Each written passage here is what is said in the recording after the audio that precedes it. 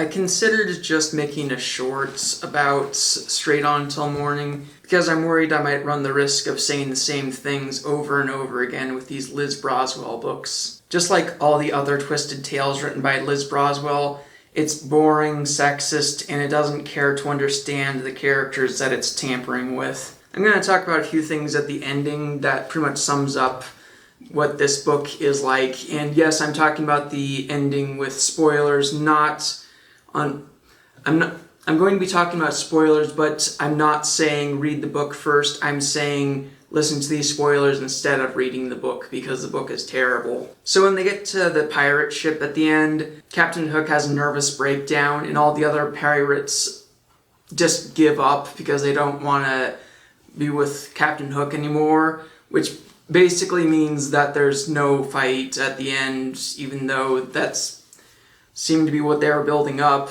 because Liz Broswell just can't do action scenes, so she just doesn't have them, or she just has them happen off screen. There's also a part where they clarify that Mr. Shmee was a figment of Captain Hook's imagination, which he clearly wasn't in the movie. The premise of this book is supposed to be, what if Wendy first traveled to Neverland with Captain Hook?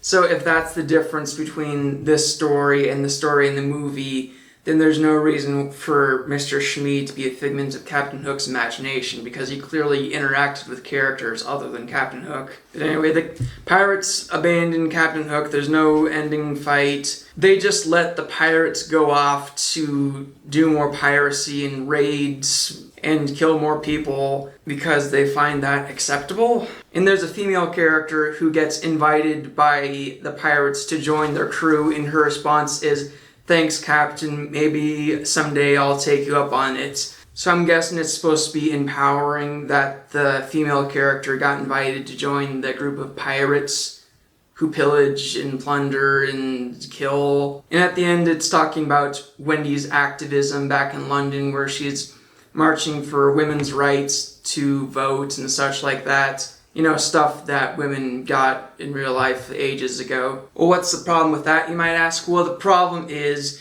you can't endorse piracy as empowering and then also go on this big spiel about how enlightened you are and how knowledgeable you are about the ways of morality and fair treatment. And backing up a bit, if you are hoping to see more of the characters you loved from the movie, I got bad news for you. John and Michael are barely in this book. They don't even go to Neverland. Peter Pan is absent for most of the book and comes in like in the last third. And most of the Lost Boys just say, "You two go do the thing and we'll stay at camp until later." Most of the book just concentrates on Wendy and Tinkerbell, you know, the female characters, of course. Why would they have male characters with them? And of course, it's not the good Tinkerbell. It's the bitter and unpleasant Tinkerbell, and the unpleasantness is cranked up a bit in this book.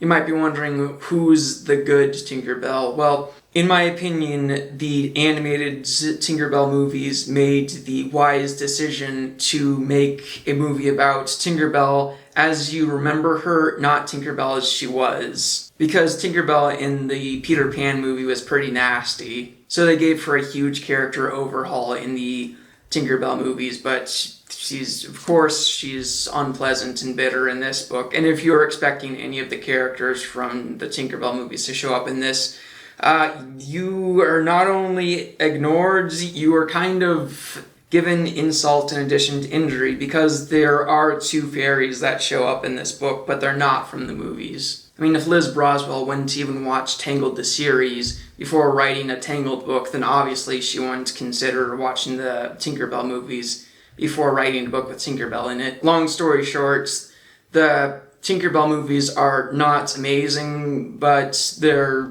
a lot better than you would expect them to be. And yes, Captain Hook is in this book, but do not expect the level of comedy that's supposed to come from that character. Even Return to Neverland tried to have that same kind of comedy with Captain Hook, but Liz Broswell, of course, could not be bothered with quality. At one point in the book, Wendy is talking with Tinkerbell, and she said that Tinkerbell probably finds fairy boys boring the same way she finds London boys boring. Well, I'll bet those boys are less boring than a book written by Liz Broswell.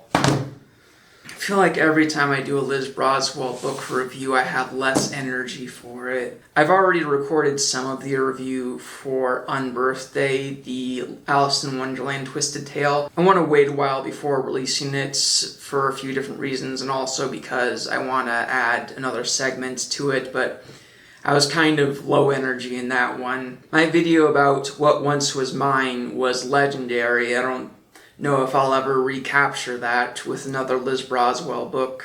But before we go, let's say what if you are a Disney fan looking for Disney books to read. I do have 2 positive recommendations for you. Bravely is a sequel to Pixar's Brave. Yes, this is actually the sequel to Brave, not some bootleg ripoff. I checked that as soon as I saw the cover. Unfortunately, it still doesn't have the level of action you were probably wanting from Merida ever since you saw the trailer for Brave. But it has some great character building with Merida and this guy called Faradatch, whose job it is to destroy places that are stagnant and rotting, and he has these really interesting explanations for why he needs to bring ruin to places in order for something better to be made in its place. And he has such mixed feelings about that, and Merida, at first, she's disgusted by him, but she grows to understand him, and simultaneously he starts feeling worse about it because of Merida. And they have this deal where Merida has to fix Dunbrock within a year, I think it is, or else he destroys the place, which of course means that Merida has to do something with each member of the family, and nobody turns into a bear this time, so in my opinion, better than the movie, actually. And even better is Prince of Song and Sea. This is The Little Mermaid from Eric's perspective. That might sound lazy, but it's not. There's plenty of scenes in this book that weren't in the movie, and yes, there is still some more Ariel in this book that wasn't in the movie. Ariel is super likable in this book, and she has a great way of communicating with Eric, despite the fact that she doesn't have a voice. And there's these fun little moments where Eric doesn't know what's going on, but you do because you've seen the movie. And it actually does have a few good action scenes in this, so not a disappointment all around. There was a part early on where I thought it looks like they were going to diminish Eric to make the female characters in the book look good, but that was a false alarm. Eric is a boss in this book. That moment early on, don't let that put you off. They even say that Eric had an excuse for losing the fight early in the first, no, I think it's the second chapter, well, I think it's first, not counting the overture, I think. So this is a must-read for any Little Mermaid fan, in my opinion. Very, very good. As for upcoming reviews from me, I'm going to...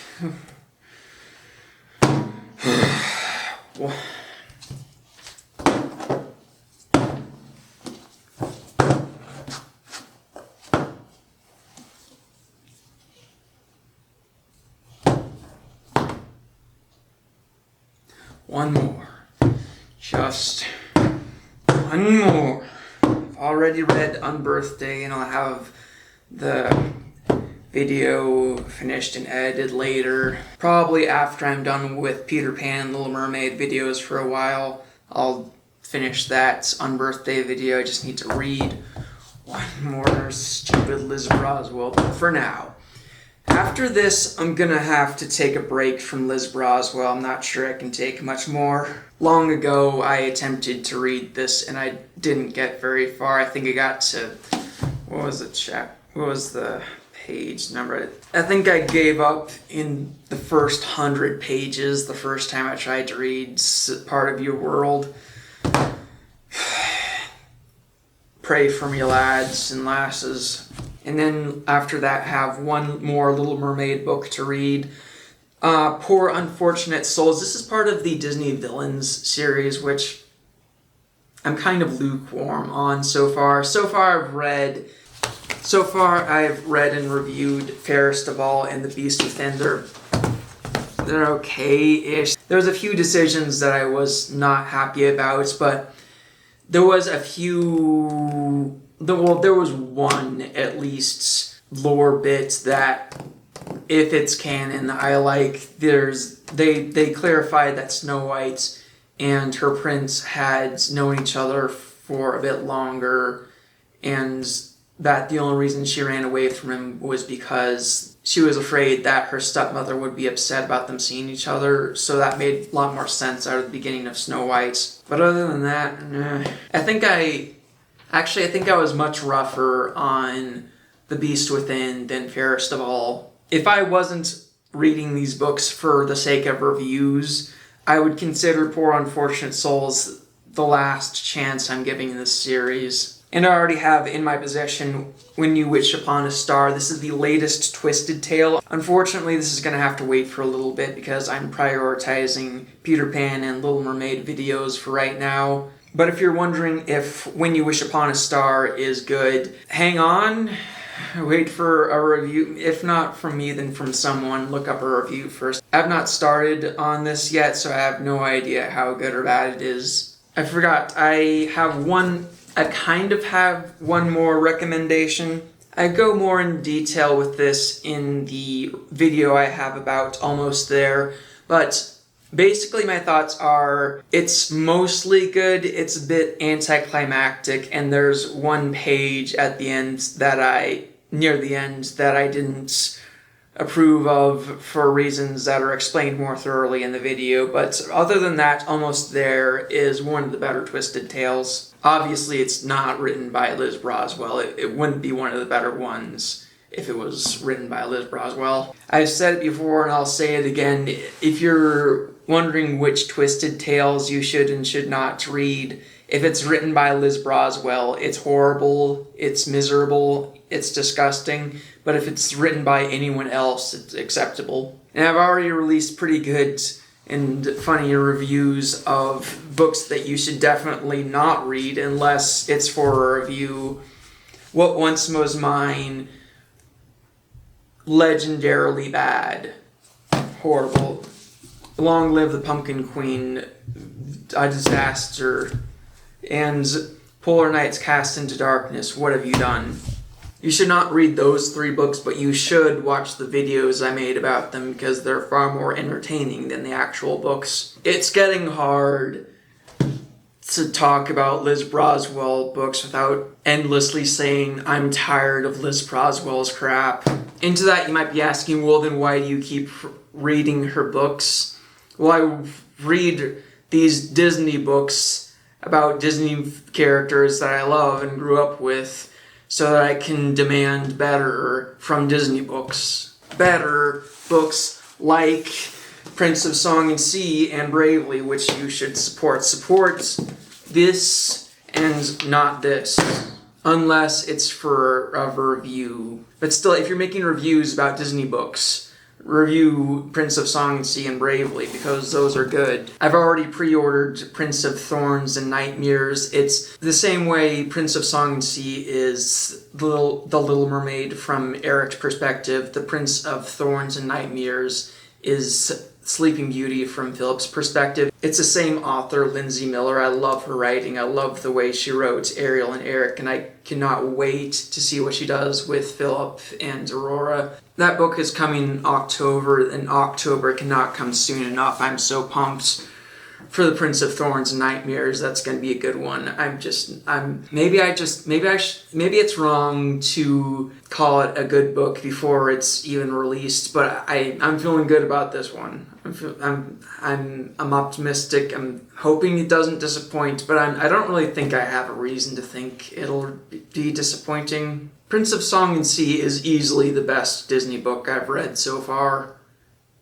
Easily. I might call this video something like, I tried to review Straight On Until Morning, but it's too boring, so I talked about a bunch of other Disney books.